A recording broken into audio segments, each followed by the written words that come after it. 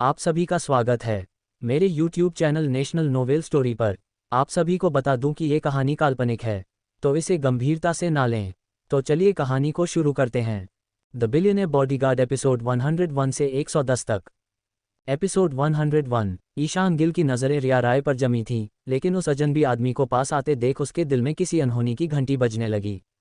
ओ हसीना, क्या मैं आपके साथ थिरकने नृत्य का सौभाग्य पा सकता हूँ? उस आदमी ने एक फीकी मुस्कान के साथ पूछा। रिया राय एक पल के लिए ठिठक गईं। फिर उन्होंने बात को हंसकर टालते हुए कहा, इसके लिए तो तुम्हें मेरे प्रेमी बॉयफ्रेंड से इजाज़त लेनी होगी।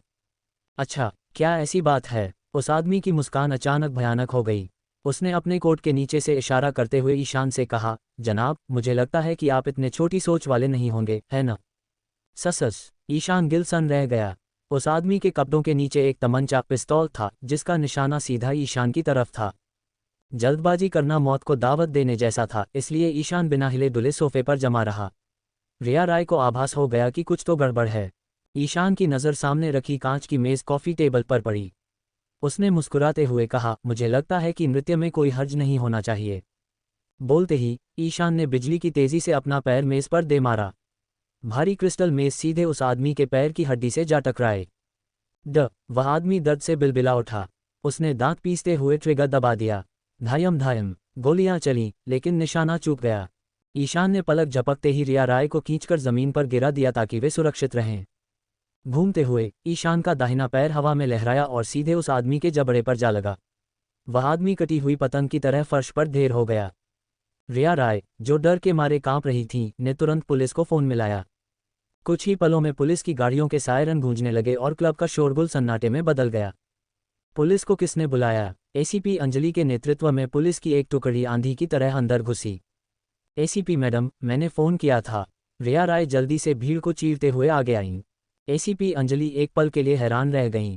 उन्होंने अचरज से रिया राय को देखा। तुम? हाँ, रिया राय ने सिर हिलाया। तभी फर्श से ईशान की आवाज़ आई, जो अभी भी उस आदमी को दबोचे हुए था, और मैंने भी। जमीन पर गुत्थम-गुत्था होते ईशान को देखकर एसीपी अंजलि की आंखें फटी की फटी रह गईं। ईशान गिल। अंजलि अभी कुछ बोलती, उससे पहले ही ईशान चिल्लाया, सावधान! इस आदमी की जेब में तमंचा है। एसीपी अंजलि ने तुरंत अपनी टीम को इशारा किया। पुलिस वाले दौड़ पड़े और उस आदमी को हथकड़ियां पहना दीं। ईशान अंततः जमीन से उठा और एक तरफ बैठकर गहरी सांसें लेने लगा। रिया राय दौड़कर ईशान को संभालने पहुंची। एसीपी अंजलि ने उस अपराधी की जेब से हथियार बरामद किया। ईशान गिल, जांच में सहयोग के लिए तुम्हें हमारे साथ थाने चलना होगा, अंजलि ने सख्त लहजे में कहा। ठीक है, ईशान ने सिर हिलाकर हामी भर दी। क्यों? ईशान संदिग्ध नहीं है, उसने तो जान बचाई है। रिया राय ने नाराज़गी जताते हुए अंजलि से बहस की। ये सिर्फ पूछताछ है, हम उसे गिरफ्तार नहीं कर रहे, अंजलि ने रूखा जवाब दिया। कोई बात नहीं, मैं चलता हूँ, ईशान ने रिया को समझाया। तुम्हें घर जाना चाहिए, कल शनिवार है, आराम करना। ईशान एसीपी अंजलि की जीप में अगली सीट पर बैठ गया। रिया राय बेबसी से सिर हिलाकर वहां से चली गईं। रास्ते में एसीपी अंजलि खामोशी से खिड़की के बाहर देख रही थीं। एसीपी मैडम, उस दिन जो हुआ, उसके लिए मैं शर्मिंदा हूँ, ईशान ने अंजलि की ओर देखते हुए कहा। कोई बात नहीं, मुझे तो याद भी नहीं कि क्या हुआ था, अंजलि ने बेरुखी से सिर हिलाया, मानो वह घटना उनके लिए कोई मायने न रखती हो। तुम और रिया राय काफी करीब लगते हो, अंजलि ने अचानक पूछा, उसकी आवाज़ में जलन की हल्की बू थी। ईशान दंग रह गया और अजीब तरह से हंसा। वह मेरी मालकिन बॉस हैं। क्या दफ्तर का इश्क ज्यादा मज़ेदार होता है? अंजलि ने ताना मारा। गलत मत समझिए मैडम, रिया राय के साथ मेरा रिश्ता बहुत सीधा है। वह कंपनी की अध्यक्ष हैं और मैं उनका एक मामूली कर्मचारी, ईशान ने सफाई दी। वैसे भी यह मेरा मसला नहीं है, तुम्हारा उससे जो भी रिश्ता हो, मुझे क्या फ़र्क पड़ता है, अंजलि ने मुंह फेर लिया। ईशान को बयान के बाद रिहा कर दिया गया। एसीपी अंजलि ने अपनी औपचारिकता पूरी की और उसके बाद ईशान को पूरी तरह नज़रअंदाज कर दिया, जैसे वह कोई अजनबी हो। ईशान ने वह रात करवटें बदलते हुए बिताई। अंजलि की बेरुखी और रिया राय की चिंता उसके दिमाग में घूमती रही। जुआ घर पर हमला। अगली सुबह ईशान की नींद उसके फ़ोन की तेज़ घंटी से टूटी। ये छोटू का फ़ोन था। ईशान ने जैसे ही फ़ोन उठाया, दूसरी तरफ से चीखने की आवाज़ आई, भैया, अनर्थ हो गया, बंटी भाई को बहुत बुरी तरह पीटा गया है, आपको जल्दी आना होगा। क्या तुम लोग कहाँ हो? ईशान बिस्तर से उछल पड़ा।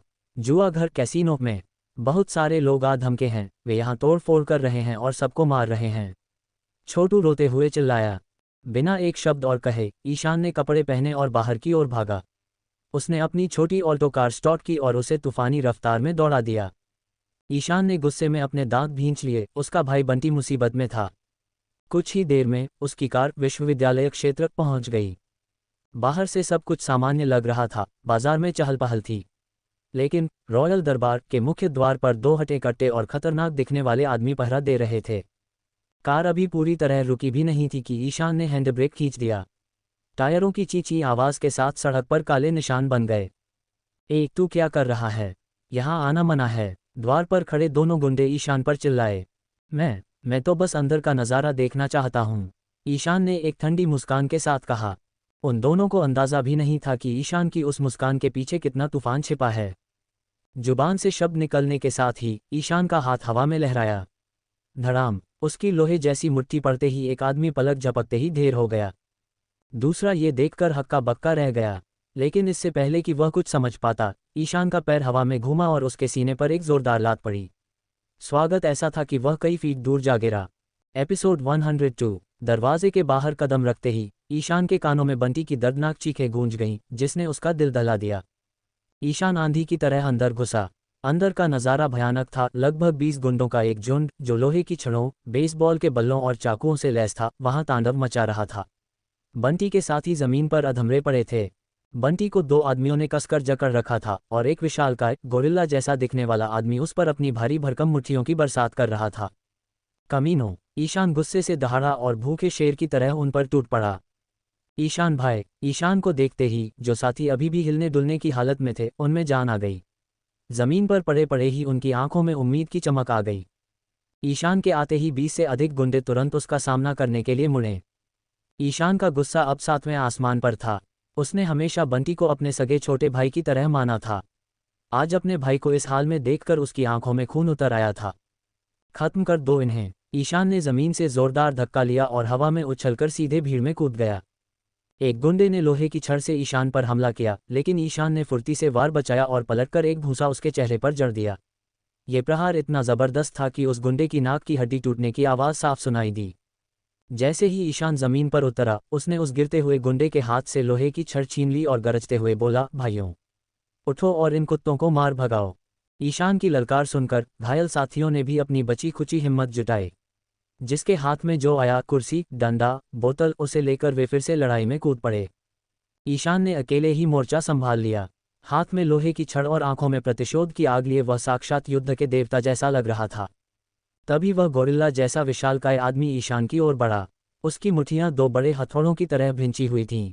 तू आज मेरे हाथों मरेगा, ईशान ने उसे चुनौती दी। ईशान आगे बढ़ा। वह विशालकाय आदमी अपने पैर फैलाकर खड़ा हो गया, ईशान को दबोचने के लिए तैयार।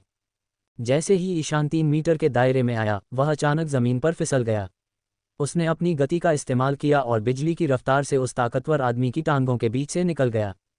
ओह! वह आदमी चौंक गया। जब तक वह समझ पाता कि ईशान कहाँ गायब हो गया, उसे अपने सिर के पीछे एक तीव्र दर्द महसूस हुआ। ईशान ने कोई रहम नहीं दिखाया। उसने पूरी ताकत से लोहे की छड़ उस आदमी के सिर के पिछले हिस्से पर दे मारी। धड़ाम! वह पहाड़ जैसा आदमी एक ही वार में ढेर हो गया। आसपास के गुंडे ये देखकर सन्न रह गए। ईशान ने मुंह से खून मिला थूक जमीन पर फेंका और अपने साथियों को इशारा किया, दरवाज़ा बंद कर दो। आज हम बंद कमरे में कुत्तों की धुलाई वाला खेल खेलेंगे। मारो, जाने मत देना। भीड़ ने दरवाज़ा घेर लिया। अब शिकारियों के खुद शिकार बनने की बारी थी। लड़ाई खत्म होते ही ईशान बंटी को संभालने के लिए लपका, बंटी, तू ठीक है न? ईशान भैया, मैं जिंदा हूँ, लेकिन अगर तुम थोड़ी देर और न आते तो शायद मेरी तस्वीर पर माला चढ़ानी पड़ती। बंटी ने मुस्कुराने की कोशिश की, लेकिन उसके दांत ताज़ा खून से सने हुए थे। ईशान ने धीरे से बंटी की छाती को टटोला। बंटी दर्द से सिहर उठा और जोर जोर से सांस लेने लगा। ईशान का चेहरा तमतमा उठा। लानत है, 2 पसलियां टूट गई हैं। इन हरामजादों ने हद कर दी। आज इनका खून बहाकर ही हिसाब बराबर होगा। ईशान ने बचे हुए 9 गुंडों को घूरते हुए पूछा, सीधे सीधे बताओ, तुम्हें किसने भेजा है? हम अगर जानना चाहता है तो जाकर यमराज से पूछ ले। उनका नेता, जिसने डेनिम की पोशाक और कान में बड़ी बाली पहन रखी थी, अभी भी अकड़ दिखा रहा था। ईशान ने एक ठंडी और खौफनाक हंसी के साथ कहा, बहुत अच्छे। चूंकि तुझे यमराज से इतना ही प्यार है तो पहले तू ही नीचे जाकर उनसे मिल ले। उसी समय जियांग वेई, पीले बालों वाला लड़का, अपने कुछ साथियों के साथ बाहर से अंदर आया। बड़े भाई जियांग वेई ने माहौल की गंभीरता को भांपते हुए ईशान को देखा। ये आवारा कुत्ते हमारा धंधा चौपट करने आए थे, ईशान ने सर्द आवाज में कहा। मैं उस युवराज क्राउन प्रिंस से हर्जाना वसूलने जा रहा हूँ। क्या तू साथ चलेगा? क्या? जियांग वेई एक पल के लिए हक्का बक्का रह गया। जब एक साथी ने उसे पूरी बात समझाई तो जियांग वेई का खून भी खौल उठा। उसे समझ आ गया कि मामला इज्जत का है। बिना एक पल गंवाए जियांग वेई ने सिर हिलाया और जोश में कहा, बिल्कुल भैया, चलो उनकी ईंट से ईंट बजाते हैं। शाबाश। ईशान का गुस्सा अब एक ठंडे संकल्प में बदल चुका था। उसने अपनी जेब से सिगरेट निकाली और जियांग वेई ने तुरंत आगे बढ़कर लाइटर जला दिया। ईशान ने धुएं का कश लेते हुए जियांग वेई से कहा, जियांग वेई, अपने लड़कों से कहो कि इन सभी गुंडों को रस्सियों से बांध दें। कुछ बड़ी गाड़ियां मंगवाओ। हम इन तोहफों को लेकर सीधे युवराज के पास जा रहे हैं, पैसे वसूलने। हो जाएगा भाई। जियांग वेई ने तुरंत हामी भरी। कुछ ही फोन कॉल्स के बाद कई वैन तेजी से वहां पहुंच गईं। जियांग वेई के लड़कों ने उन 20 गुंडों को रस्सियों से ऐसे बांधा जैसे जानवरों को बांधते हैं और एक एक करके वैन के पीछे पटक दिया। थोड़ी ही देर में 3 वैन का काफिला पूरी रफ्तार से दक्षिणी जिले की ओर दौड़ पड़ा। तूफान अब युवराज के दरवाजे पर दस्तक देने वाला था। एपिसोड 103 युवराज। दक्षिणी मुंबई का इलाका। उत्तरी हिस्से से इसका रिश्ता सिर्फ नाम का था। बीच में इतना फासला कि गाड़ी दौड़ाओ तो भी पूरा 1 घंटा लग जाता। कार के अंदर जियांग वेई की आंखें चमक रही थीं। पीले बालों वाला ये लड़का बचपन से ही गैंगस्टर बनने के ख्वाब देखता था। खून, मारामारी, दहशत, उसके लिए यही मर्दानगी थी। आज ईशान गिल उसे पहली बार असली एक्शन दिखाने ले जा रहा था। कर्ज वसूली। 30 लाख का खेल। जियांग वेई ने सीट से उछलते हुए पूछा, भैया सच में 30 लाख? ईशान ने सिगरेट का लंबा कश लिया, धुआं खिड़की से बाहर उड़ाया और बोला, 25 बंदे पकड़े हैं। 23 1 लाख के, 2 खास वाले 3 के, कुल 30। जियांग वेई की सांसें तेज हो गईं। कैसीनो खोलने की क्या जरूरत है भैया, बस ऐसे ही लोगों को उठाओ, फिरौती लो, काम तमाम। ईशान ने हंसकर उसके कंधे पर हल्का थप्पड़ मारा। उत्तरी जिले में टिकना है तो जुआगर और वफादार गैंग चाहिए, सिर्फ गुंडागर्दी से कुछ नहीं होता। और हाँ, अभी भी वक्त है, पीछे हट जाओ तो कोई बुराई नहीं। जियांग वेई ने मुंह फेर लिया। जब आप भाई हैं तो पीछे हटने की बात ही नहीं। ईशान मुस्कुराया और खिड़की की तरफ देखने लगा। 1 घंटे बाद 3 गाड़ियां एक पुरानी जर्जर इमारत के सामने रुकीं। बोर्ड पर लिखा था, शाही स्नानघर। चारों तरफ सन्नाटा, दूर दूर तक पुरानी बिल्डिंगें जिनकी बालकनियों से संदिग्ध नजरें झांक रही थीं। जियांग वेई ने नाक सिकोड़ी। युवराज जैसा डॉन यहाँ बाथ हाउस चलाता है, यही तो उसकी चालाकी है, ईशान बोला। पुलिस यहाँ झांकती भी नहीं, इलाका मिला जुला, हर तरह का ग्राहक आता है, साफ सुथरा धंधा नहीं चलता यहाँ। उसका उत्तरी जिले में क्या काम है? दलाली और ड्रग्स। जग्गू दादा के गिरने के बाद लाला जी का माल अब युवराज ही सप्लाई करता है। ईशान ने 2 आदमियों को इशारा किया, अंदर जाओ, बुलाओ उन्हें। 2 मिनट, 5 मिनट, कोई नहीं निकला। ईशान की भौहें चढ़ गईं। पटाखे लाओ, मोटे वाले। 3 मिनट बाद एक लड़का दौड़ा हुआ आया, हाथ में 3 बड़े बड़े रॉकेट। ईशान ने ऊपर वाली खिड़की की ओर इशारा किया। किसका निशाना पक्का है? मेरा। एक पतला सा लड़का आगे आया। उसने रॉकेट की बत्ती जलाई और पूरी ताकत से खिड़की के भीतर दे मारा। धड़ धड़ धड़ धड़ाक, इमारत हिल गई, चीखें गूंजीं, धुआं फैला। फिर एक गंजा सिर बाहर निकला, लाल पीला, गुस्से से तमतमाया। हरामियों, आज तुम्हारी लाशें यहीं सड़ेंगी। दरवाज़ा खुला। 10-15 नंगे भागे गुंडे हथियार लहराते बाहर आए। गंजा सबसे आगे था। युवराज, कौन हो तुम लोग? उसने दहाड़ लगाए। ईशान ने हाथ उठाकर सबको रोका और शांत स्वर में बोला, युवराज कहाँ है? मैं ही युवराज हूँ। ईशान ने उसे ऊपर से नीचे तक देखा और हल्के से हंसा। नाम तो बड़ा शाही है, हालत देखकर लगता है स्नानघर का मालिक हो। युवराज का खून खौल उठा। मारो साले को। रुक, ईशान ने फिर हाथ उठाया। लड़ाई के मूड में नहीं हूँ, कर्ज वसूलने आया हूँ। 30 लाख। कौन सा कर्ज रे? जियांग वेई, माल उतारो। पीछे वाली गाड़ी की डिक्की खुली।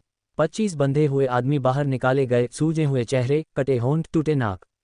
कोई पहचान में ही नहीं आ रहा था। एक ने रोते हुए पुकारा, युवराज भाई, मैं मुन्ना। युवराज के पैर लड़खड़ाए। तुम लोग उत्तरी जिले में मेरे लिए काम कर रहे थे ना? मुन्ना ने ईशान की तरफ डरते हुए देखा। हारा नहीं गया भाई, पकड़ लिए गए। युवराज चीखा, कचरे के ढेर। ईशान ने आराम से कुर्सी मंगवाई और उस पर टांग चढ़ाकर बैठ गया। जियांग वेई पीछे खड़ा हो गया जैसे बॉडीगार्ड। 30 लाख, ईशान ने दोहराया। नकद, अभी, वरना एक एक उंगली काटता जाऊंगा। शुरुआत मुन्ना से। युवराज ने दांत पीसे। 25 बंदे, 25 लाख। मुन्ना और वो गोरिल्ला 3-3 लाख। कुल 30।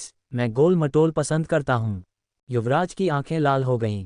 डाकू कहीं के, डाकू ही सही। ईशान ने सिगरेट जमीन पर फेंकी और जूते से कुचला। अब तय करो, पैसा या इज्जत, दोनों में से एक तो जाएगी ही। युवराज चीखा और तलवार लहराते हुए दौड़ा। ईशान कुर्सी पर बैठा रहा। जियांग वेई आगे बढ़ा ही था कि ईशान ने उसे रोक लिया। मेरा काम है। युवराज का वार सर के ठीक ऊपर से गुजरा। ईशान ने हल्के से सिर झुकाया और एक झटके में घुटने पर लात जड़ दी। क्रैक! युवराज लड़खड़ा कर आगे गिरा। ईशान ने उठकर छाती पर पूरी ताकत से किक मारी।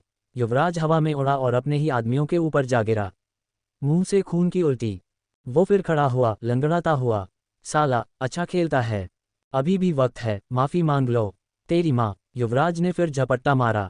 इस बार ईशान ने हाथ तक नहीं निकाला, बस शरीर साइड किया, पिंडली पर लात जमाए युवराज घुटनों के बल। फिर एक चक्कर लगाते हुए घूमकर दाहिने पैर का राउंडहाउस किक सीधा चेहरे पर। युवराज का जबड़ा लटक गया। 3 दांत जमीन पर। सन्नाटा छा गया। ईशान ने फिर कुर्सी पर बैठते हुए कहा, अब 30 लाख। 10 मिनट, नहीं तो अगला नंबर मुन्ना की आंख का है। एपिसोड 104। युवराज के पैर डगम गए और वह धड़ाम से जमीन पर गिर पड़ा। उसके हाथ से हथियार छूटकर दूर जा गिरा। ईशान गिल के तेवर और बेखौफ अंदाज को देखकर जियांग वेई का खून जोश से खौलने लगा। वह मन ही मन ठान चुका था कि उसे भी ईशान भैया जैसा ही निडर बनना है। ईशान गिल अपने दोनों हाथ जेब में डाले हुए इत्मीनान से आगे बढ़ा। वह अकेला ही युवराज जैसे 10 बदमाशों को धूल चटाने का दम रखता था। आखिर कुछ ही समय पहले उसने महान सेनापति के 4 सबसे खूंखार हत्यारों में से एक, जिसे चेहरा कुचल जनरल कहा जाता था, को मौत की नींद सुलाया था। तो फिर ये गली मोहल्ले के गुंडे उसके सामने क्या चीज थे? ईशान के कदमों की आहट सुनकर युवराज, जो डर के मारे कांप रहा था, गिड़गिड़ाया, हाँ हाँ, हम बात कर सकते हैं। चलिए समझौता करते हैं। क्या तुम अपने इन साथियों की जान की कीमत चुकाना चाहते हो? ईशान ने सर्द आवाज में पूछा। हाँ, मैं अभी पैसे मंगवाता हूँ। युवराज के पास मना करने का कोई विकल्प नहीं था। उसने तुरंत अपने एक गुर्गे को ऊपर भेजकर पैसे लाने को कहा। युवराज जैसे अपराधी बैंक में पैसा रखने से डरते थे, क्योंकि कब सरकार उनके खाते सील कर दे कोई नहीं जानता था। इसलिए मुसीबत के वक्त भागने के लिए वे हमेशा नकद पास रखते थे। थोड़ी ही देर में वह गुर्गा एक भारी बैग लेकर नीचे आया, जिसमें 30 लाख रुपये ठुनसे हुए थे। युवराज ने कांपते हाथों से बैग ईशान की ओर बढ़ाया। ये रहे पूरे 30 लाख। क्या आप गिनना चाहेंगे? गलत लोगों पर भरोसा नहीं करता, लेकिन मरे हुए लोगों से झूठ की उम्मीद भी नहीं करता। ईशान ने सिर हिलाया। उसने बैग खोला, उसमें से नोटों की गड्डियां निकाली, कुल 5 लाख रुपये, और उन्हें वापस युवराज के मुंह पर दे मारा। युवराज की सांस अटक गई। ये 5 लाख, क्या ये मेरी जान बख्शने की कीमत है? नहीं, प्लीज मुझे मत मारो। मुन्ना की कीमत 3 लाख थी, तो 5 लाख में ईशान क्या खरीद रहा था? युवराज को लगा कि यह उसकी अपनी मौत का सौदा है। अपराधी अक्सर पहेलियों में बात करते हैं, और युवराज का दिमाग डर के मारे सुन्न हो चुका था। ईशान हंसा और बोला, डर मत, मैं तेरी जिंदगी नहीं खरीद रहा। ये 5 लाख उस पहाड़ की कीमत है। ईशान ने उस विशालकाय गोरिल्ला जैसे दिखने वाले आदमी की ओर इशारा किया। ओह, आप इसे चाहते हैं? युवराज हैरान रह गया। वह उस ताकतवर आदमी को पसंद तो करता था, लेकिन वह मंदबुद्धि और जिद्दी था। अक्सर वह युवराज के हुक्म की नाफरमानी करता था। इसलिए जब उसे पता चला कि ईशान इस मुसीबत को खरीदना चाहता है, तो उसने बिना एक पल गंवाए सिर हिला दिया। ईशान ने उस विशालकाय आदमी गोरिल्ला की आंखों में देखा और कहा, 5 लाख ने तुम्हारी आज़ादी खरीद ली है। आज से तुम मेरे साथ हो। गोरिल्ला ने कुछ नहीं कहा, उसकी पथराई हुई नज़रें कहीं दूर शून्य में टिकी थीं। लेकिन ईशान ने उसकी आंखों में एक ऐसी चमक देख ली थी, जो दूसरों को नजर नहीं आई। ईशान समझ गया था कि इस खामोश पहाड़ के अंदर कोई गहरा तूफान और अनकहा इतिहास दफन है। भैया, 5 लाख में तो हम न जाने क्या क्या खरीद सकते थे। इस पत्थर दिल आदमी पर इतना पैसा क्यों बर्बाद किया? ऐसे हटे कटे तो 1 लाख में दर्जनों मिल जाते। जियांग वेई ने दबी जुबान में विरोध किया। तुम नहीं समझोगे जियांग वेई, ईशान ने रहस्यमयी मुस्कान के साथ कहा, तुम एक आदमी की मुट्ठियों पर पड़े निशानों के पीछे की कहानी नहीं समझोगे। जियांग वेई ने नफरत भरी नजरों से गोरिल्ला को देखा, लेकिन चुप रहा। चलो भाइयों, काम हो गया, ईशान ने आदेश दिया। सरसराहट। सभी लोग तेजी से गाड़ियों में सवार हो गए। ईशान गोरिल्ला के पास गया और उसकी आंखों में झांकते हुए बोला, अगर तुम अपने अतीत के बोझ से मुक्त होना चाहते हो, अगर खुद को तलाशना चाहते हो, तो गाड़ी में बैठ जाओ। गोरिल्ला, जो अब तक बुत बना खड़ा था, उसकी आंखों में अचानक एक चिंगारी कौंध दी। उसने भारी कदमों से चलते हुए ईशान के पीछे गाड़ी में जगह ले ली। गाड़ियों का काफिला धूल उड़ाते हुए दक्षिणी जिले से ओझल हो गया। पीछे युवराज की आंखें अपमान की आग में जल रही थीं। उसके बगल में खड़ा गुर्गा बोला, बॉस, क्या हम ये बेइज्जती बर्दाश्त कर लेंगे? बिल्कुल नहीं, ये खेल अभी खत्म नहीं हुआ। युवराज ने दांत पीसते हुए कहा, आज जो थप्पड़ मेरे गाल पर पड़ा है उसकी गूंज बहुत दूर तक जाएगी। मैं एक एक का हिसाब करूंगा, 1000 गुना ब्याज के साथ। बॉस, मुन्ना, जिसकी उंगली कटी थी, दर्द से कराह रहा था। बेकार का चरा, उस कटी उंगली को अपनी नाकामी का इनाम समझ। युवराज ने उस पर थूका और गुस्से में अंदर चला गया। अंदर पहुंचकर उसने सीधे लालाजी, शहर के सबसे बड़े माफिया, का नंबर मिलाया। लालाजी अपने आलीशान कमरे में आराम फरमा रहे थे, पुराने नगमे सुन रहे थे और चाय की चुस्कियों का आनंद ले रहे थे। बॉस, युवराज लाइन पर है, एक चेले ने फोन बढ़ाया। दो इधर। लालाजी ने आंखें खोलीं। बॉस लालाजी, आपने जो कहा था मैंने किया। तो क्या अब दक्षिणी जिले का वह हिस्सा मेरा हुआ? युवराज की आवाज में हताशा थी। तो क्या ईशान गिल मर गया? क्या वह बंटी मर गया? लालाजी ने सीधे मौत का सवाल किया। यह आदमी पर्दे के पीछे से न जाने कितनों की सुपारी दे चुका था। नहीं, वे मरे नहीं हैं, लेकिन आपके चक्कर में मेरा लाखों का नुकसान हो गया है। आप अपनी जुबान से नहीं पलट सकते। युवराज गिड़गिड़ाया। हे गंजे, सौदा तो काम पूरा होने पर होता है। जब तुमने ईशान और बंटी का काम तमाम ही नहीं किया तो मुंह किस बात का खोल रहे हो? जाओ, पहले अपना घर संभालो। लालाजी ने तंज कसते हुए फोन काट दिया। कुत्ते की मौत मरेगा ये बुढ़ा। युवराज ने फोन पटक दिया। वह लालाजी का पालतू बनकर नहीं रहना चाहता था, वह अकेले राज करना चाहता था। उसके लिए ईशान गिल अब सिर्फ एक दुश्मन नहीं, बल्कि एक कांटे की तरह चुभ रहा था जिसे उखाड़ना जरूरी था।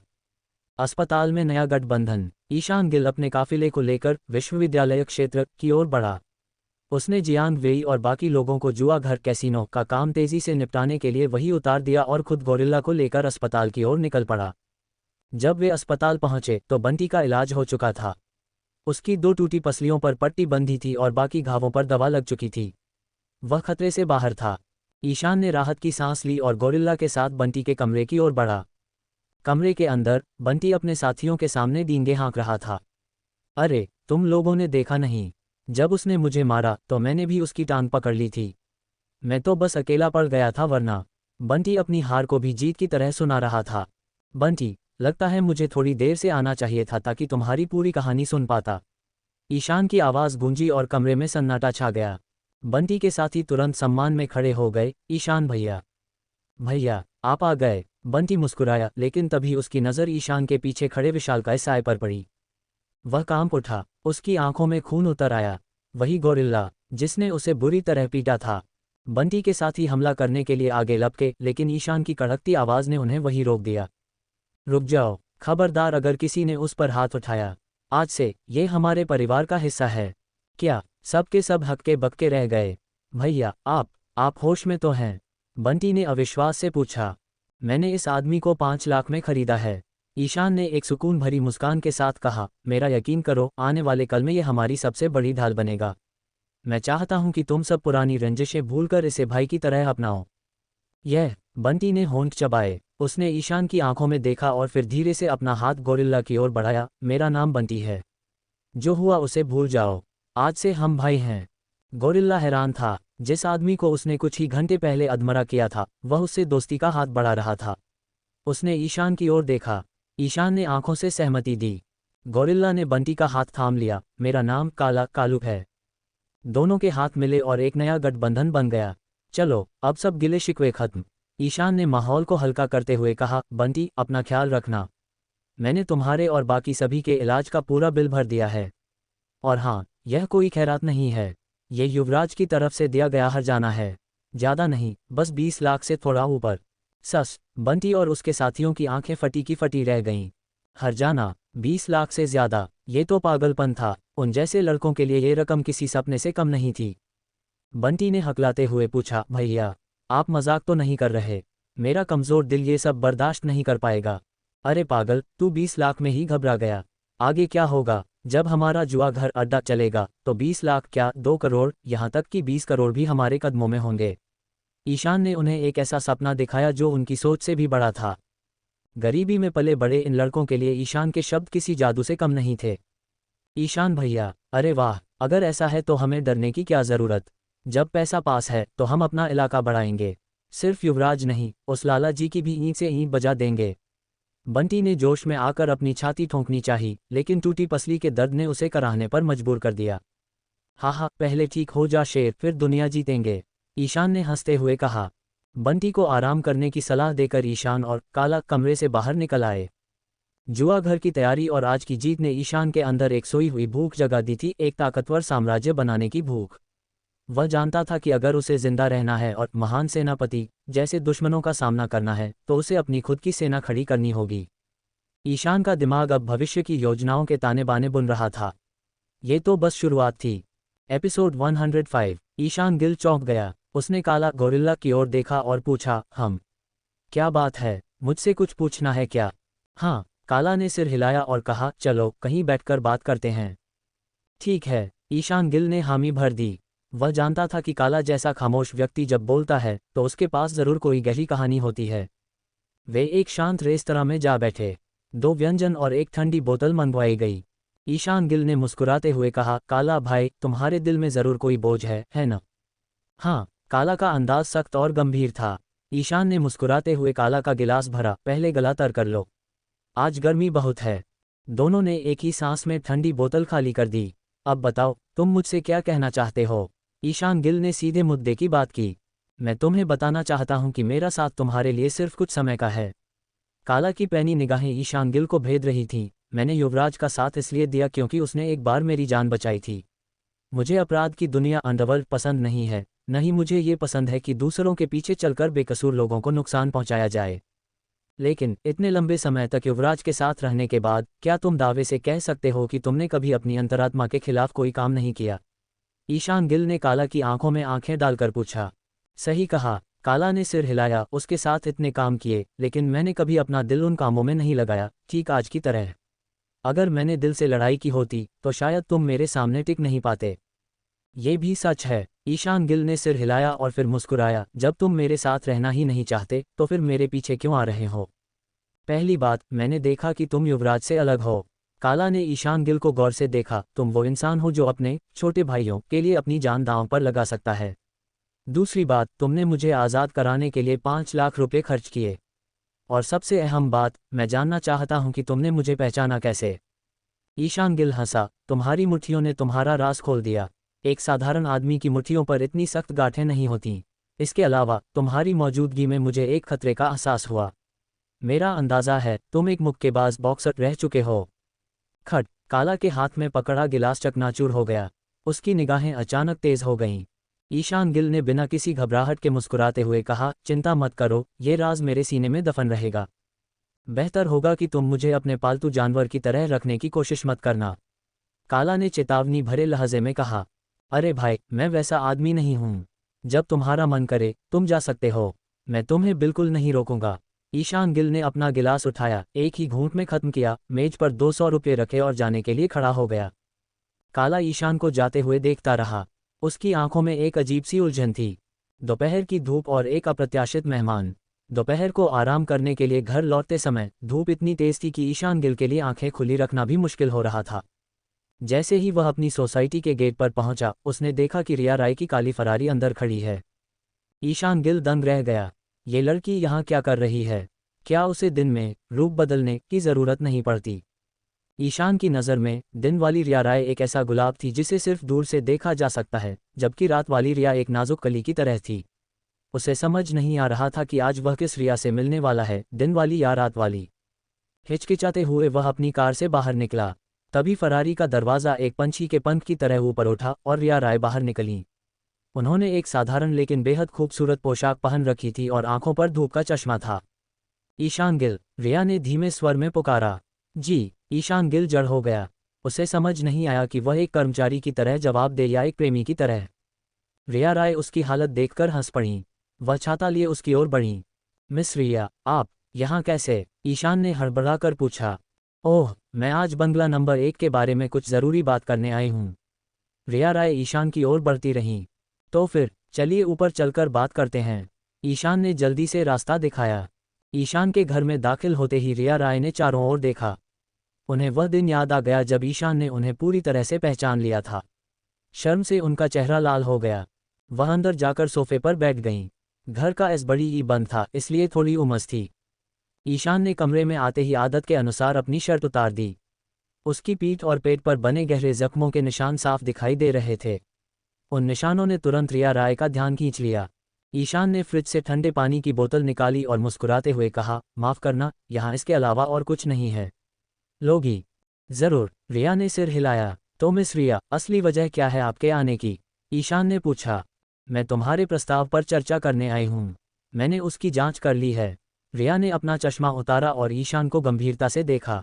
ईशान, प्रस्ताव पर बात करने से पहले मुझे तुम्हें अंबर समूह के सामने खड़ी मुसीबतों के बारे में बताना होगा। ईशान गिल चौंक गया। रिया के चेहरे की गंभीरता बता रही थी कि मामला बड़ा है। ईशान ने एक गहरी सांस ली और कहा, मिस रिया, मुझे लगता है कि मैं इन पचड़ों में नहीं पड़ना चाहता।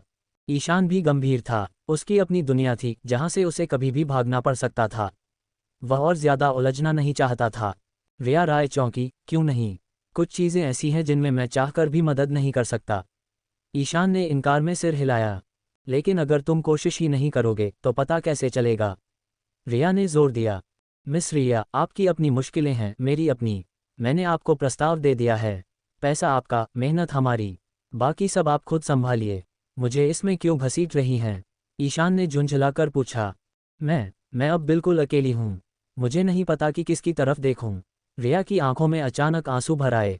उसने रुआं से गले से कहा, मेरे पिता फिर से अस्पताल में हैं, कोमा में हैं। उनकी हालत नाजुक है। मैं नहीं चाहती कि उनकी मेहनत से खड़ी की गई कंपनी मेरी आंखों के सामने बर्बाद हो जाए। रिया के आंसू ईशान की सबसे बड़ी कमजोरी थे।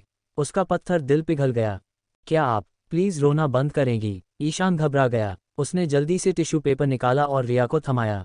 रिया ने आंसू पोंछते हुए कहा, अब मैं अकेली हूँ। मैं अकेले क्या करूँ? ईशान ने रिया को अजीब नज़रों से देखा। क्या तुम सचमुच मुझे अकेले अंबर समूह का इतना भारी बोझ उठाने दोगे?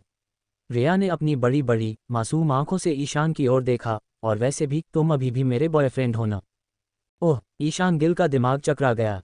हम दिन की बातों से अचानक रात वाली बातों पर कैसे आ गए? ईशान ने आंखें बड़ी करके पूछा, क्या आप इस वक्त दिन वाली हैं या रात वाली? क्या दिन और रात में कोई फर्क होता है? रिया राय ने एक रहस्यमयी मुस्कान के साथ कहा। ईशान ने थूक निगला। रिया उसके काफ़ी करीब आ गई थी। ईशान ने जल्दी से सिर हिलाया। मुझे लगा शायद आपको दिन में रात वाली बातें याद नहीं रहती। ऐसा क्यों होगा भला? रिया हल्की हंसी, बात सिर्फ इतनी है कि कंपनी में मुझे एक सख्त रवैया रखना पड़ता है। इतनी बड़ी कंपनी चलाने के लिए थोड़ा रौब ज़रूरी है, वरना मेरी बात कौन सुनेगा? ओह, अब समझा। ईशान ने राहत की सांस ली। इस तरह दोहरी जिंदगी जीना वाकई बहुत थका देने वाला होगा। हाँ, रिया ने उदासी से सिर हिलाया। कभी कभी मन करता है कि सब छोड़कर कहीं दूर चली जाऊं, बस अकेले यात्रा करूं। काश मैं भी आम लोगों की तरह जी पाती। कभी कभी तो मुझे अपने ही कर्मचारियों से जलन होती है।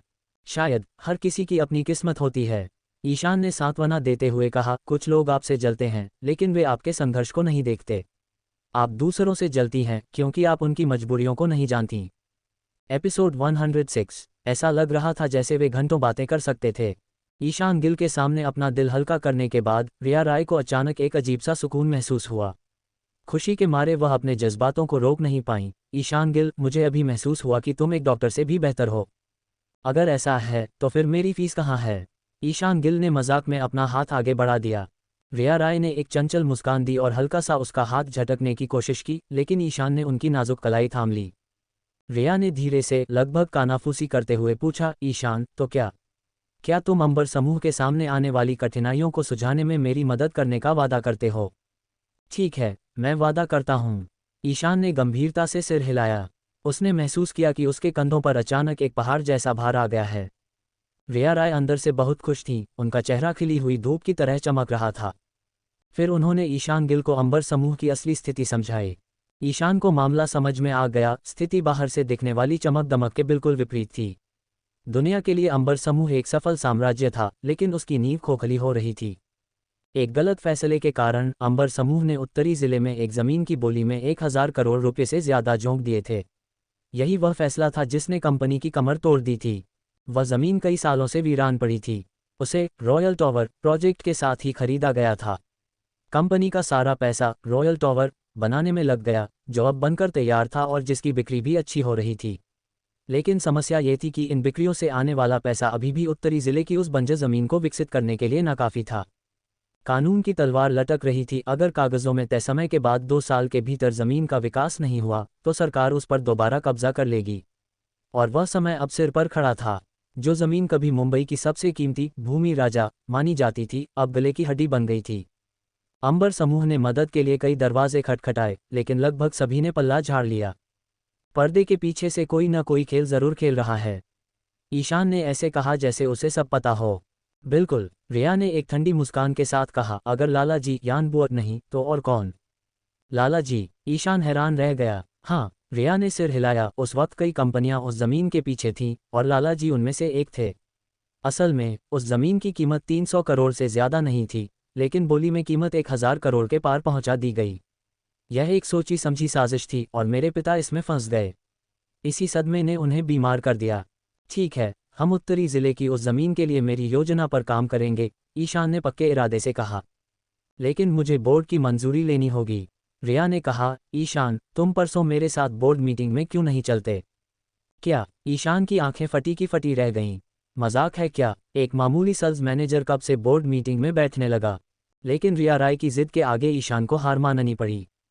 बातों बातों में रिया राय बियर के 3 डिब्बे खाली कर चुकी थीं। उनके गालों पर गुलाबी रंगत आ गई थी और आंखें नशीली हो रही थीं। उन्होंने ईशान को देखते हुए कहा, ईशान, अगर तुम सचमुच कंपनी को इस भंवर से निकाल पाए तो मैं नहीं जानती कि मैं तुम्हारा एहसान कैसे चुकाऊंगी। तो फिर तुम मुझे अपना दिल देकर हिसाब बराबर कर सकती हो, ईशान ने छेड़ते हुए कहा। क्या क्या तुम सच में ऐसा चाहोगे? रिया की नज़रों में शर्म और झिझक थी। वह मुश्किल से ईशान की आंखों में देख पा रही थीं। हाँ, मैं तो मजाक कर रहा था, ईशान ने जल्दी से बात संभाली। रिया राय एक पल के लिए सन्न रह गईं, फिर उनका चेहरा गुस्से से तमतमा गया। उन्होंने सोफे से एक तकिया उठाया और पूरी ताकत से ईशान पर दे मारा। ईशान फुर्ती से बच गया। रिया ने चिढ़ते हुए कहा, ठीक है, सोमवार को वक्त पर दफ्तर आ जाना। मैं जा रही हूँ। ये कहकर वह खड़ी हो गईं। ईशान उन्हें जाते हुए देखता रहा। वह बेहद खूबसूरत लग रही थीं, लेकिन अफसोस रिया राय एक कांटों वाला गुलाब थीं। उनके साथ छेड़छाड़ का मतलब था मुसीबत को दावत देना। रिया के जाने के बाद ईशान बालकनी में खड़ा होकर उन्हें नीचे जाते देखने लगा। अचानक रिया ने अपनी फरारी की खिड़की नीचे की और ईशान को एक फ्लाइंग किस दिया। ईशान चौंका, फिर मुस्कुरा दिया। जैसे ही वह जवाब देने वाला था, रिया ने खिड़की चढ़ाई और गाड़ी हवा से बातें करने लगी। पलक झपकते ही वह ओझल हो गईं। ईशान मन ही मन मुस्कुराया। रिया की मदद करने का मतलब था लाला जी से सीधी टक्कर। उसे एक ऐसी ताकतवर टीम बनानी होगी जो लाला जी के खिलाफ खड़ी हो सके। लाला जी को हराना जग्गू दादा जैसे गुंडों से निपटने जैसा आसान नहीं था। लाला जी की छवि एक सम्मानित व्यापारी और समाज सेवक की थी, जो उसे और भी खतरनाक बनाती थी। लगता है ये खेल लंबा चलेगा, ईशान ने गहरी सांस ली। सड़क किनारे नया तूफान। रात में ईशान को मीरा का फोन आया। उसने उसे कबाब की दुकान पर मदद के लिए बुलाया था। विश्वविद्यालय क्षेत्र में रौनक लौट आई थी। नगर निगम का खतरा अभी भी था, लेकिन पेट की आग बुझाने के लिए काम तो करना ही था। ज्यादातर दुकानदार लाठियां खाने का जोखिम उठाकर भी अपनी दुकानें लगा रहे थे। जब ईशान अपनी छोटी ऑल्टो कार से वहां पहुंचा तो पूरा बाजार रोशनी से नहाया हुआ था। छात्राओं की चहल पहल थी। ईशान भैया, मीरा ने ईशान को देखते ही हाथ हिलाया। ईशान अपनी सफ़ेद शर्ट और जेब में हाथ डाले हुए किसी फिल्मी हीरो की तरह चला आ रहा था। उसने मुस्कुराते हुए पूछा, मीरा, आज धंधा कैसा है? नगर निगम वाले तो नहीं आए? नहीं भैया, आज सब ठीक है और भीड़ भी बहुत है, मीरा ने खिलखिलाते हुए कहा। आपने खाना खाया? यहीं कुछ खा लीजिए ना। क्यों नहीं, ईशान ने हामी भरी। आसपास सब खुश थे, लेकिन बगल में मोटे लल्लू की दुकान वीरान पड़ी थी। लल्लू अपनी दुकान के बाहर खड़ा मीरा की भरी हुई दुकान को ईर्ष्या से घूर रहा था। जहां मीरा के यहाँ पैर रखने की जगह नहीं थी, वहीं लल्लू की दुकान में मक्खियां भिनभिना रही थीं। मोटे लल्लू ने दांत भींचे अंदर गया और किसी को फोन मिलाया। उसे डर था कि अगर ऐसा ही चलता रहा तो उसकी दुकान बंद हो जाएगी। पिछली बार ईशान ने उसे सबक सिखाया था, लेकिन अब अपनी गिरती हालत देखकर उसने सही गलत की परवाह छोड़ दी थी। दुकान में घुसते ही ईशान ने स्नेहा और काजल को देखा, वही 2 लड़कियां जिनके साथ उसने पिछली बार खाना खाया था। दोनों अपनी स्कूल यूनिफॉर्म में बहुत प्यारी लग रही थीं। उनकी मदद से मीरा की दुकान की रफ्तार और बढ़ गई थी, जिससे लल्लू की जलन और भी भड़क उठी थी। ईशान ने अभी अपना ऑर्डर दिया ही था और कोल्ड ड्रिंक की 2 घूंटें भी नहीं भरी थीं कि एक सिल्वर रंग की वैन तेजी से आई और ब्रेक मारते हुए रुकी। सुरक्षाकर्मियों की वर्दी पहने 5-6 हटे कट्टे लोग बाहर कूदे। सबके हाथों में डंडे थे। उनके आते ही सन्नाटा छा गया। लोग डर गए। अरे, अधिकारी गश्ती गाड़ियों के बजाय वैन में कब से आने लगे। वे 5-6 गुंडे सीधे चाची मीरा की माँ की दुकान की ओर बढ़े। रुक जाओ, कोई अपनी जगह से नहीं हिलेगा। जो भागने की कोशिश करेगा उसकी टांगें तोड़ दूंगा। उनके लीडर ने सबको घूरते हुए ऐलान किया, आज से उत्तरी जिला कार्यालय ने इस इलाके को अपने कब्जे में ले लिया है। अब से यहाँ दुकान लगाना कानूनी माना जाएगा। क्या सच में? ये तो बहुत अच्छी खबर है। मतलब अब हमें भागना नहीं पड़ेगा। दुकानदारों में खुशी की लहर दौड़ गई। मीरा ने उत्साहित होकर ईशान की बांह पकड़ ली। भैया, अब हमें उन अधिकारियों से नहीं डरना होगा। पगली, क्या तुझे इन पर भरोसा है? ये यहाँ सिर्फ और सिर्फ पैसा नोचने आए हैं। ईशान ने अपनी बोतल खत्म की और उसे मेज पर पटका। ईशान का शक सही साबित हुआ जब उस लीडर ने चिल्लाकर कहा, लेकिन आज से हर दुकान को सुरक्षा शुल्क प्रोटेक्शन मनी के तौर पर हर महीने 500 रुपये देने होंगे। सबके हलक सूख गए। ये कैसी लूट थी? हर दुकान से 500 रुपये, और यहाँ 100 से ज़्यादा दुकानें थीं। ये तो दिन दहाड़े डकैती थी। लानत है, तुम तो हमें लूट रहे हो। हम मुश्किल से 1000 रुपये कमाते हैं और तुम उसका आधा हिस्सा हड़पना चाहते हो। ये अधिकारी नहीं हैं, ये वर्दी में छिपे गुंडे हैं। विरोध के स्वर उठने लगे, लेकिन उन गुंडों के हाथों में डंडे देखकर सबकी हिम्मत जवाब दे रही थी। एपिसोड 107। अगर तुम में से किसी ने भी जुबान खोलने की जुर्रत की तो अंजाम भुगतने के लिए तैयार रहना। अभी पैसे निकालो। हर दुकान 500 रुपये देगी और जिनका धंधा अच्छा चल रहा है उन्हें और ज़्यादा देना होगा। इन शब्दों ने बाजार में आग में घी डालने का काम किया। ये साफ तौर पर दिन दहाड़े लूट थी। लोगों का खून खौल रहा था, लेकिन वे बेबस थे। गुस्से से उनकी मुट्ठियां भिंच गई थीं, पर डर के मारे जुबान सिली हुई थी। 5-6 गुंडे अलग अलग होकर वसूली करने लगे। उनका नेता सीधे मीरा के परिवार की कबाब की दुकान पर पहुंचा। चलो, पैसे निकालो, उसने हुक्म दिया। हमें कितना देना होगा? चाची मीरा की माँ ने डरते हुए पूछा। तुम्हारी दुकान तो ग्राहकों से भरी पड़ी है, तुम लोग 2000 रुपये दोगे? उस गुंडे ने बेशर्मी से कहा। चाची का चेहरा सफ़ेद पड़ गया। क्या 2000? बेटा, हमारी महीने की पूरी कमाई ही 2-3 हज़ार है। अगर हम तुम्हें 2000 दे देंगे तो हम खाएंगे क्या?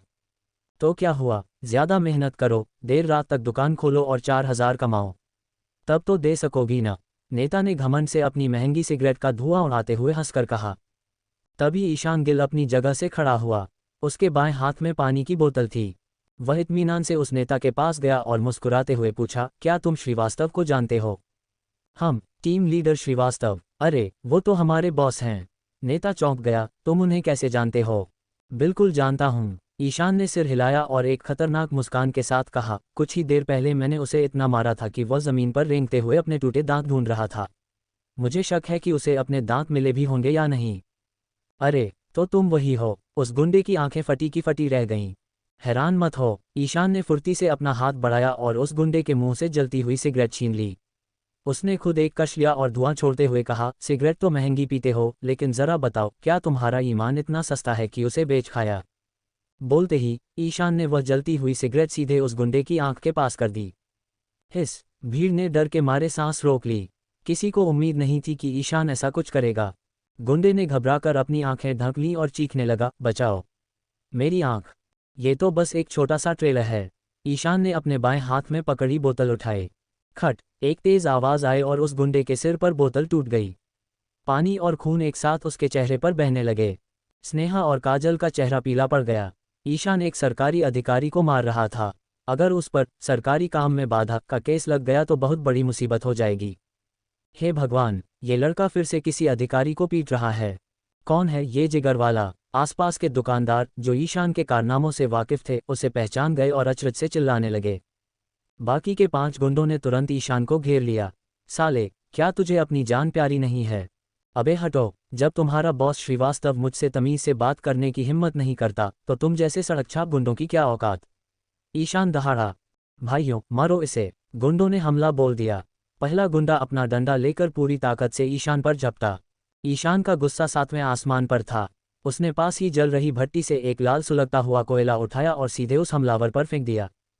कोयले का वह टुकड़ा सीधा उसके कपड़ों के अंदर जा गिरा। आओ आओ आओ! वह गुंडा दर्द से नाचने लगा। वह जमीन पर लेट गया और लौटने लगा, मानो उसके बदन में आग लग गई हो। जलने की बदबू फैल गई। भीड़ पहले तो सहम गई, लेकिन उस गुंडे की हालत देखकर लोग अपनी हंसी नहीं रोक पाए। भागो, यह पागल है! बाकी गुंडों ने अपने घायल साथियों को उठाया और वैन में भरकर रफू चक्कर हो गए। उन्होंने जाते जाते धमकी दी, तुझसे बाद में निपटेंगे। मीरा दौड़कर ईशान के पास आए। ईशान भैया, आप ठीक तो हैं ना? मैं बिल्कुल ठीक हूँ, ईशान ने उसे तसल्ली दी। डर मत पगली, वे असली अधिकारी नहीं थे, वे वर्दी पहनकर आए गुंडे थे। ये साफ है कि कोई जानबूझकर मुसीबत खड़ी करना चाहता है। क्या? मीरा दंग रह गई, लेकिन उसे तुरंत समझ आ गया। उसने सड़क के उस पार मोटे लल्लू की दुकान की ओर देखा। लल्लू दरवाजे की ओर से छिपकर झांक रहा था। जैसे ही उसने ईशान और मीरा को अपनी ओर देखते पाया, उसने झट से दरवाज़ा बंद कर लिया।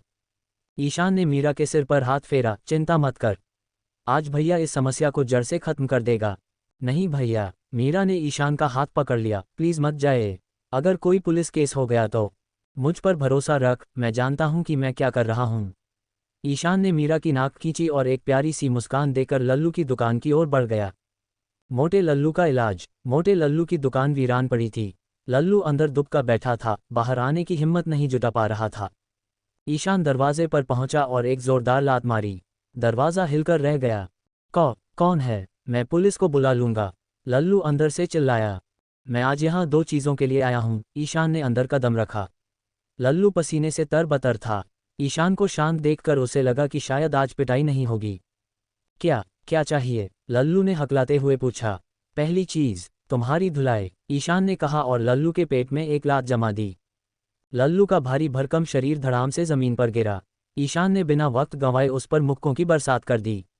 यह आदमी सुधरने वाला नहीं था। बार बार मीरा के परिवार को परेशान करना इसकी आदत बन गई थी। अच्छी खासी मरम्मत करने के बाद ईशान ने एक कुर्सी खींची, सिगरेट सुलगाई और इत्मीनान से बैठ गया। लल्लू जमीन पर पड़ा कर आ रहा था। जानना नहीं चाहोगे कि मैं दूसरी किस चीज़ के लिए आया हूँ? ईशान ने धुआं उड़ाते हुए पूछा। भैया, अब और पिटाई नहीं, प्लीज़, लल्लू रोनी सूरत बनाकर बोला। पिछली बार भी ईशान ने दो बातें कहकर उसे 2 बार पीटा था। ईशान ने सिर हिलाया। नहीं, इस बार मैं तुम्हें तुम्हारा धंधा बढ़ाने का एक सुझाव आइडिया देने आया हूँ। लल्लू का दर्द गायब हो गया।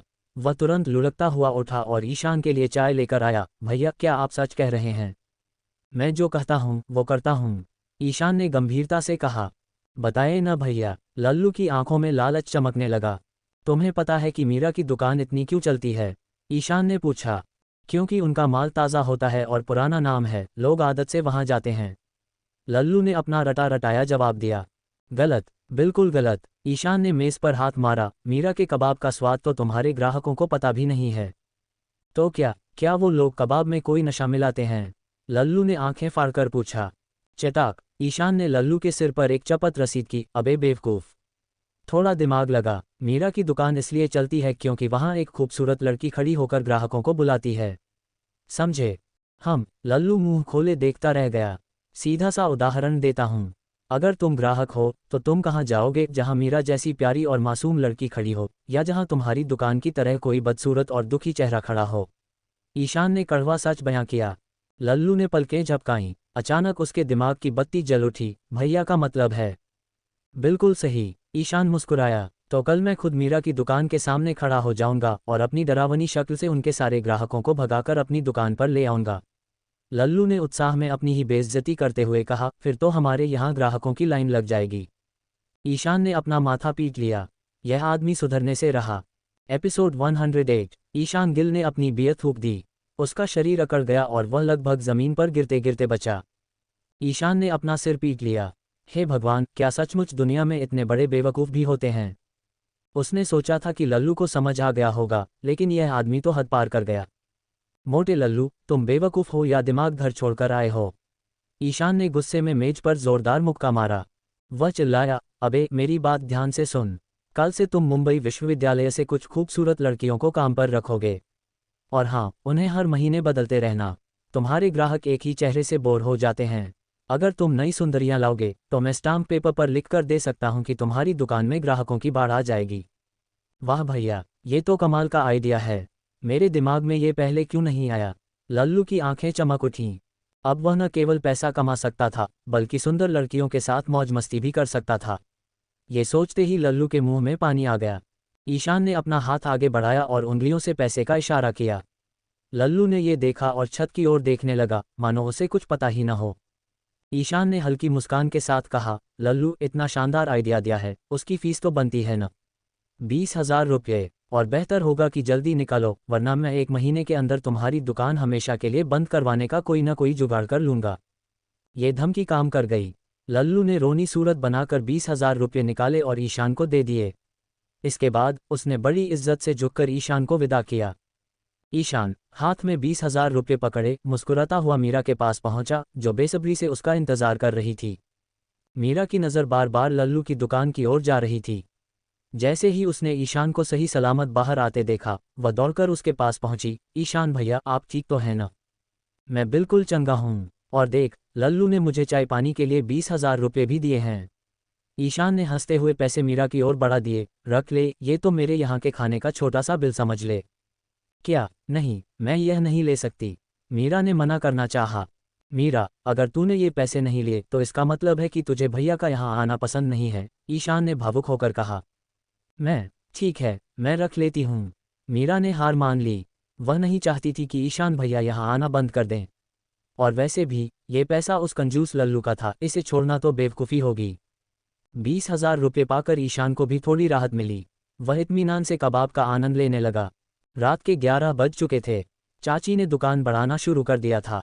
मीरा मदद कर रही थी, जबकि स्नेहा और काजल आधे घंटे पहले ही घर जा चुकी थीं। मीरा ने ईशान के कान में फुसफुसाया, ईशान भैया, क्या कल आप मेरे साथ खरीदारी करने चलेंगे? कल तो रविवार है। ठीक है, चलेंगे। क्या तुम्हें नए कपड़े खरीदने हैं? ईशान ने मुस्कुराकर पूछा। नहीं, कपड़े नहीं, जब हम कल जाएंगे तब आपको पता चल जाएगा। मीरा का चेहरा शर्म से लाल हो गया। उसकी मासूमियत देखकर ईशान का दिल पिघल गया। चाची ने अपना रिक्शा ठेला आगे बढ़ाया। मीरा ने ईशान की ओर हाथ हिलाया। शुभ रात्रि भैया। शुभ रात्रि। ईशान ने भी हाथ हिलाया। वह लड़की सचमुच एक गुड़िया जैसी प्यारी थी। रात की ठंडी हवा उसके बालों से खेल रही थी, जिससे वह और भी आकर्षक लग रही थी। ईशान एक पल के लिए उसे देखता ही रह गया। मीरा अपनी माँ के साथ रिक्शे पर सवार होकर चली गई। ईशान अकेला ही शांति निकेतन अपार्टमेंट की ओर चल पड़ा। काली परछाइयाँ और लाला जी का बुलावा। सोसाइटी के गेट पर कुछ परछाइयाँ मंडरा रही थीं। ईशान की बाज की नज़रों ने उन्हें तुरंत पहचान लिया। वे परछाइयाँ अचानक गायब हो गईं। ईशान तुरंत उनके पीछे लपका। इलाके के एक कोने में अंधेरा था, जहाँ स्ट्रीट लाइट खराब थी। जैसे ही ईशान उस कोने में मुड़ा, वह ठिठक गया। वहाँ 3 काले कपड़े पहने मजबूत लोग खड़े थे। अरे, क्या ये कोई जाल है? ईशान ने सोचा और तुरंत सतर्क हो गया। काले कपड़े पहने लोगों के नेता ने ठंडी आवाज़ में पूछा, क्या आप ईशान गिल हैं? हाँ, और तुम लोग कौन हो? ईशान ने अपनी भौहें चढ़ाईं। उसे लगा कि आज रात फिर एक घमासान लड़ाई होने वाली है। बॉस लाला जी, यान बुआ आपसे मिलना चाहते हैं, नेता ने एक रहस्यमयी मुस्कान के साथ कहा। कृपया हमारे साथ चलिए, ईशान गिल। बस ऐसे ही, मेरी मर्जी के बिना, ईशान ने व्यंग्य किया। हम जानते हैं कि आप बहुत होशियार और ताकतवर हैं, लेकिन आज उस खूबसूरत लड़की मीरा की चिंता मत कीजिएगा, नेता ने एक गहरी और अर्थपूर्ण बात कही। ईशान की आंखें गुस्से से लाल हो गईं। उसने दांत पीसते हुए कहा, अगर तुमने उसे खरोंच भी पहुंचाने की हिम्मत की तो मैं कसम खाता हूं कि ड्रैगन गिरोह का नामो निशान मिटा दूंगा। हाँ, बड़ी बड़ी बातें। दूसरा आदमी हंसा। तुम आजमा कर देख सकते हो। ईशान की आवाज़ बर्फ जैसी ठंडी थी। ईशान गिल, हम आपके दुश्मन नहीं बनना चाहते। हमारे बॉस ने आपके हुनर की बहुत तारीफ सुनी है, इसलिए वह आपसे सिर्फ बात करना चाहते हैं। नेता ने तुरंत अपना लहजा बदला और सम्मान दिखाया। पहले प्यार से बात, फिर धमकी और आखिर में इज्जत। ये गिरोह पैंतरेबाजी में माहिर था। ईशान समझ गया कि ये लोग सिर्फ बात करने आए हैं, लड़ने नहीं। ईशान ने सिर हिलाया। ठीक है, अगर बात ही करनी है तो चलो। तीनों उसे एक काली मर्सिडीज में ले गए। लाला जी की आलीशान कार और इन लोगों का व्यवहार बता रहा था कि वे ईशान को अपनी तरफ करना चाहते हैं। कार ने रफ्तार पकड़ी। लाल बत्तियों और ट्रैफिक नियमों की धज्जियां उड़ाते हुए गाड़ी अपनी मंजिल की ओर भागी। वे ड्रैगन गिरोह के मुख्यालय पहुंचे, जो एक गगनचुंबी इमारत में था। ईशान को सबसे ऊपरी मंजिल पर ले जाया गया। वहां लाला जी अकेले थे। ये लाला जी से ईशान की पहली मुलाकात थी। काले सूट में लगभग 40 साल का वह आदमी, जिसके छोटे बाल और भेदने वाली आंखें थीं, पहली नज़र में किसी कॉर्पोरेट बॉस जैसा लगता था। कोई नहीं कह सकता था कि यह मुंबई के सबसे खतरनाक गिरोह का सरगना है। ईशान गिल, आओ, तुम्हारा स्वागत है। लाला जी खड़े हो गए। बॉस लाला जी, सीधे मुद्दे पर आइए। मुझे पहेलियां पसंद नहीं हैं, ईशान ने सपाट जवाब दिया। हे, तुम वाकई सीधे आदमी हो। लाला जी हंसे और अपने साथियों को इशारे से जाने को कहा। ईशान, क्या तुम मेरा मुख्यालय देखना चाहोगे? और अगर मैं कहूं कि मुझे कोई दिलचस्पी नहीं है? ईशान ने आंखें सिकुड़ीं। मुझे यकीन है कि तुम्हें दिलचस्पी होगी। लाला जी की नज़रें ईशान पर जमी थीं, जबकि पास खड़े उनके गुर्गे अपने हथियारों पर हाथ रखे तैयार थे। ठीक है, जब आ ही गए हैं तो देख लेते हैं, ईशान ने लापरवाही से कहा। वे लाला जी की निजी लिफ्ट में सवार हुए। लिफ्ट तेजी से नीचे उतरी और 20 मंजिल नीचे तहखाने बेसमेंट में रुकी। ड्रैगन गिरोह का असली साम्राज्य जमीन के नीचे था। लिफ्ट का दरवाज़ा खुला। पधारिए, लाला जी ने रास्ता दिखाया। ईशान बाहर निकला, तभी उसके कानों में लड़कियों की चीखें गूंजने लगीं। उसने देखा कि सामने का नज़ारा दिल दहला देने वाला था। एक बड़े हॉल में अजीब तरह के उपकरण थे और वहाँ 10 से ज़्यादा खूबसूरत लड़कियाँ थीं। एक अधेड़ उम्र की महिला उन्हें कुछ सिखा रही थी। जो लड़की गलती करती, उस पर वह बेरहमी से इलेक्ट्रिक डंडे स्टन बैटन से वार करती। कुछ लड़कियां दर्द से कराह रही थीं, कुछ बेहोश पड़ी थीं। ईशान का खून खौल उठा। ईशान, क्या तुम यहाँ के कुछ मज़े लेना चाहोगे? लाला जी ने एक शैतानी मुस्कान के साथ पूछा। मुझे ऐसी घटिया चीज़ों में कोई दिलचस्पी नहीं है, ईशान ने गुस्से को दबाते हुए कहा। अरे, जिंदगी में दो ही चीज़ें तो हैं, पैसा और औरतें। लाला जी आराम से एक सोफे पर लेट गए। कई सुंदर लड़कियां तुरंत उनकी सेवा में लग गईं। ताक चाहे कितनी भी हो, उसका मकसद सिर्फ यही है, अयाशी। ईशान, दुनिया में मज़ा लेना ही असली समझदारी है। जिंदगी छोटी है दोस्त। लाला जी ज्ञान बांटने लगे। बॉस लाला जी, क्या आप भूल गए हैं कि दुनिया में सही और गलत नाम की भी कोई चीज़ होती है? ईशान ने ताना मारा। जिस इंसान ने अपना ज़मीर बेच दिया, वह इंसान नहीं रहता। कानून चाहे उसे सज़ा न दे, लेकिन ऊपर वाला उसका हिसाब ज़रूर करता है। हा हा हा, लगता है हमारी सोच में ज़मीन आसमान का फ़र्क है। लाला जी ने हंसते हुए एक लड़की को अपनी ओर खींचा। वह लड़की दर्द और डर से चीख उठी। एपिसोड 109। लाला जी के इशारे पर दो महिलाएं तुरंत आगे बढ़ीं और उनकी सेवा में लग गईं। लाला जी ने अपने कपड़े ठीक किए और हंसते हुए पूछा, ईशान गिल, क्या तुम्हें यकीन है कि तुम इस मज़े को छोड़ना चाहते हो? बिल्कुल, ईशान ने तुरंत इनकार में सिर हिलाया। उसका मन भी डोल रहा था, लेकिन उसने अपनी इच्छाओं पर लगाम कस ली और सही रास्ता चुना। वे महिलाएं, जिनके चेहरों पर कोई भाव नहीं था, सिर्फ मशीनों की तरह काम कर रही थीं। ये देखकर ईशान को घिन आ रही थी। अफसोस, तुम एक अच्छा मौका गंवा रहे हो। लाला जी ने सिर हिलाया। ईशान, क्या तुम जानना चाहोगे कि इनका भविष्य क्या है? मुझे लगता है कि बॉस लाला जी सिर्फ चंद सिक्कों के लिए इनका इस्तेमाल नहीं करेंगे, ईशान ने एक व्यंग्यात्मक मुस्कान के साथ कहा। मेरा अंदाज़ा है कि आप इन्हें बड़े अधिकारियों और नेताओं को तोहफे के रूप में भेज रहे होंगे, ताकि आपकी सुरक्षा पक्की रहे। हा हा हा, लाला जी ठहाका लगाकर हंसे, लेकिन उन्होंने न तो हाँ कहा और न ही ना। समझदार को इशारा काफ़ी होता है। लाला जी मुस्कुराए। चलो आगे बढ़ते हैं। लिफ्ट और नीचे गई और वे दूसरे तहखाने बेसमेंट में पहुंच गए। लिफ्ट का दरवाज़ा खुलते ही काले कपड़े पहने और हथियारों से लैस सेंतरियों की एक कतार दिखाई दी। लाला जी को देखते ही उन्होंने झुककर सलाम किया। बॉस। शाबाश। लाला जी ने सिर हिलाया और ईशान को अंदर ले गए। अंदर गुर्गे भारी बक्से इधर उधर ले जा रहे थे। लाला जी हंसे। ईशान, अंदाज़ा लगा सकते हो कि इन बक्सों में क्या है? अरे बॉस, जिस तरह आपके लड़के इन बक्सों को हिला रहे हैं, साफ है कि इनमें सोने की ईंटें खनक रही हैं, ईशान ने बेपरवाही से कहा। लाला जी ने एक ठंडी मुस्कान दी और एक लकड़ी का बक्सा खोल दिया। अंदर सोने की ईंटों का ढेर जगमगा रहा था। लाला जी की आंखों में लालच की चमक थी। ये सब मेरा है। सब मेरा? बॉस लाला जी, इंसान खाली हाथ आता है और खाली हाथ जाता है। ये सोना न कफन में जेब होती है और न चिता पर साथ जलता है। फिर इतना मोह क्यों? ईशान ने दार्शनिक अंदाज में कहा। बकवास। लाला जी का चेहरा तमतमा गया। पैसे के बिना दुनिया तुम्हें कीड़े मकोड़े समझती है। मैंने गरीबी का वो दौर देखा है जहां मैंने भीख मांगी है, कुत्तों से नोचा गया हूं। बचपन में ही कसम खाई थी कि दौलत का ऐसा पहाड़ खड़ा करूंगा कि दुनिया मेरे कदमों में होगी। ईशान ने लाला जी को देखा। एक और इंसान जिसका बचपन दर्दनाक था। ईशान को अपना अनाथालय का बचपन याद आ गया, जो लाला जी से ज्यादा अलग नहीं था। बस फर्क इतना था कि ईशान को एक छत और प्यार करने वाली पालक माँ मिली थी। बॉस लाला जी, क्या आपके बचपन के दुखों ने आपको दया नहीं सिखाए? आपकी थोड़ी सी मदद कई गरीबों की जिंदगी बदल सकती है, ईशान ने समझाने की कोशिश की। गरीब मरें या जिएं, मुझे क्या? लाला जी ने रूखेपन से कहा। ईशान, मैंने तुम्हें यहाँ भाषण सुनने के लिए नहीं बुलाया। मैं चाहता हूँ कि तुम ड्रैगन गिरोह में शामिल हो जाओ। अगर तुम राजी हो तो बॉस डिप्टी बॉस की कुर्सी तुम्हारा इंतजार कर रही है। बोलो, क्या इरादा है? माफ़ कीजिए बॉस, मैं उस रास्ते पर नहीं चल सकता जिस पर मेरा ज़मीर गवाही न दे। ईशान ने साफ इनकार कर दिया। मेरी ख्वाहिशें बड़ी नहीं हैं, मैं शांति से जीना चाहता हूँ, लालच की आग में जलना नहीं। इसलिए आपके प्रस्ताव के लिए शुक्रिया, लेकिन मेरी तरफ से ना है। ईशान, क्या तुम भूल गए कि तुम किसके सामने खड़े हो? लाला जी की आवाज़ में खतरा था। जो मेरी बात मानते हैं वे राज करते हैं, जो इनकार करते हैं वे खत्म हो जाते हैं। क्या लाला जी ने तय कर लिया है कि मैं आज यहाँ से जिंदा वापस नहीं जाऊंगा? ईशान ने निर्भीक होकर पूछा। मेरे इलाके, मेरे लोग और मेरे हथियारों को देखते हुए तुम्हें क्या लगता है तुम्हारे पास बचने का कोई रास्ता है? लाला जी ने इशारा किया। हथियारबंद गुर्गों ने ईशान को घेर लिया। मैंने कभी सोचा नहीं था कि बॉस लाला जी मुझमें इतनी दिलचस्पी लेंगे। मैं तो धन्य हो गया, ईशान ने व्यंग्य किया। ईशान, मैं आखिरी बार सलाह देता हूँ, सोच लो। एक गलती जिंदगी भर का पछतावा बन सकती है या जिंदगी ही खत्म कर सकती है। लाला जी ने जेब से सिगरेट निकाली। एक गुर्गे ने तुरंत लाइटर जलाया।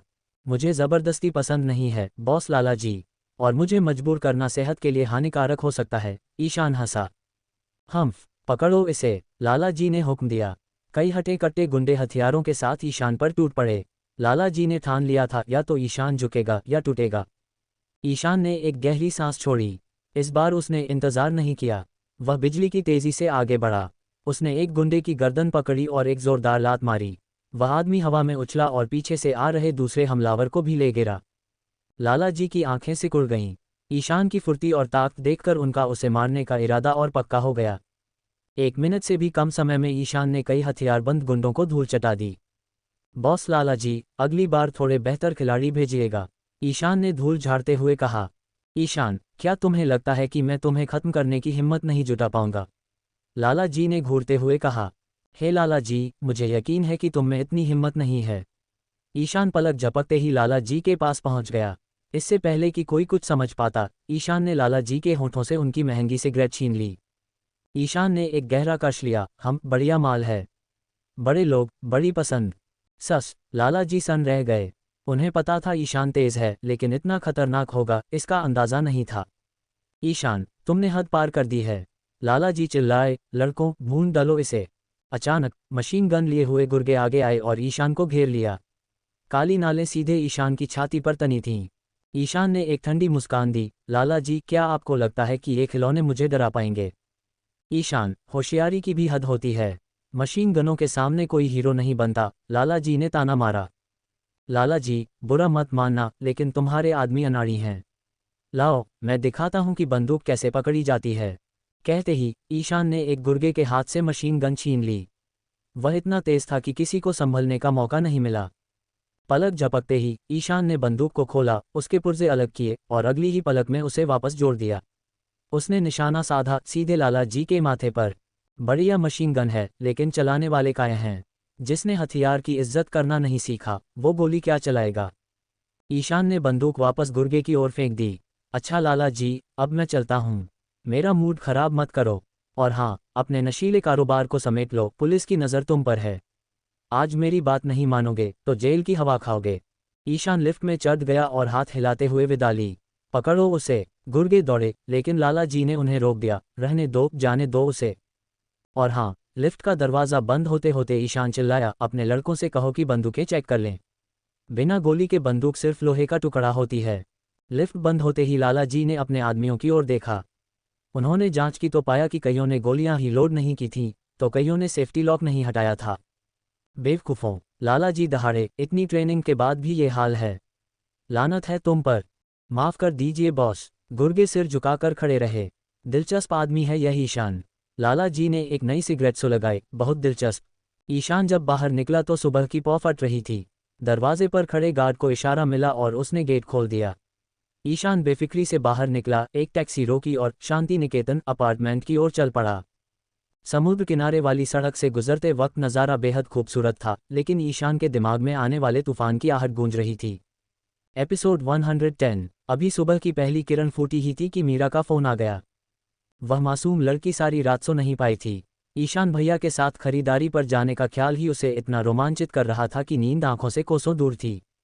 वह सुबह सुबह ही तैयार होकर घर से निकली और आधे घंटे का बस का सफ़र तय करके शांति निकेतन अपार्टमेंट पहुंच गई।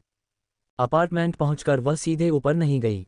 वह जानती थी कि ईशान भैया शायद सो रहे होंगे। अपनी समझदारी दिखाते हुए पहले वह बाजार गई, ईशान के लिए गर्मा गर्म नाश्ता खरीदा और उसके बाद ही उसने फ़ोन मिलाया। मीरा बचपन से ही बहुत सुलझी हुई थी। वह जानती थी कि बिन बुलाए या बेवक्त किसी के घर धमकना अच्छी बात नहीं है। मीरा, सुप्रभात। ईशान ने अलसाते हुए अपनी आंखें खोलीं। घड़ी देखी तो 8:30 बज रहे थे। ईशान भैया, सुप्रभात। क्या आप अभी तक बिस्तर में ही हैं? मीरा की आवाज़ कोयल की चहचहाहट जैसी मीठी और ताज़ा थी। ईशान ने एक गहरी जम्हाई ली और कहा, हाँ, मैं ऊपर ही हूँ। तुम ऊपर आ जाओ। फ़ोन करते ही दरवाजे पर दस्तक हुई। ईशान ने नींद भरी आंखों के साथ दरवाज़ा खोला। सामने मीरा खड़ी थी। उसने अपनी सफ़ेद स्कूल यूनिफॉर्म पहन रखी थी, जिसमें वह किसी खिली हुई कली की तरह बेहद प्यारी और तरोताज़ा लग रही थी। मीरा ने नाश्ते का पैकेट ऊपर उठाते हुए चहक कर कहा, भैया, ये लीजिए आपका नाश्ता, ताज़ा दूध और गर्मा गर्म खाना। ही, पगली लड़की, इतनी जल्दी आ गई। ईशान ने मुस्कुराते हुए कहा, तुम्हें पता है ना, छुट्टी का दिन नसीब वालों को मिलता है। क्या आप थक गए हैं क्या भैया? अगर आपको नींद आ रही है तो आप वापस सो जाए, मैं यहीं चुपचाप इंतज़ार कर लूँगी। मीरा ने अपनी बड़ी बड़ी मासूम आंखें झपकाईं। उसकी भोली सूरत देखकर ईशान का दिल पिघल गया।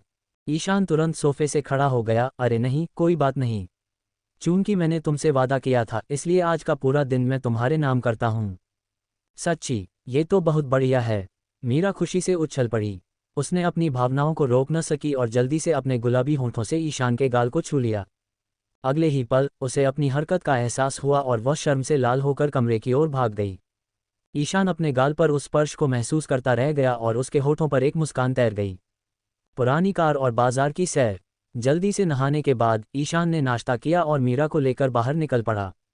रविवार की छुट्टी थी, इसलिए उन्होंने साउथ एवेन्यू मार्केट जाने का फैसला किया। बाजार में पैर रखने की भी जगह नहीं थी, हर तरफ लोगों का हुजूम उमड़ रहा था। काफ़ी मशक्कत के बाद ईशान को पार्किंग की जगह मिली और उसने अपनी पुरानी ऑल्टो वहीं खड़ी कर दी।